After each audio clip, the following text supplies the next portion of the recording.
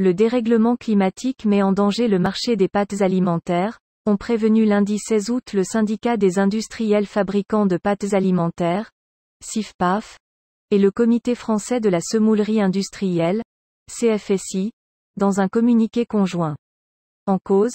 des pluies beaucoup trop abondantes en Europe et une sécheresse sans précédent au Canada, qui conduisent à une pénurie de blé dur, seule matière première des pâtes alimentaires, et à la flambée historique des prix mondiaux, ont-ils indiqué. Le Canada, touché cet été par une vague de chaleur d'une intensité exceptionnelle, est le premier pays producteur de blé dur, dont il représente à lui seul les 2/3 du commerce mondial. Le dôme de chaleur, qui a affecté le pays, devrait conduire à une récolte de moins de 4,2 millions de tonnes, soit 32% de moins que la moyenne des 5 dernières années et près de 30% de moins que les prévisions du 20 juillet, selon les chiffres du Bureau statistique canadien StatCan, rapportés dans le communiqué. Avec un stock historiquement bas,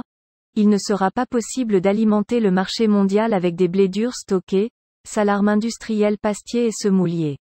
À cela s'ajoute une récolte insuffisante en Europe avec 7,3 millions de tonnes pour un besoin de 9,5 millions de tonnes, affirme-t-il,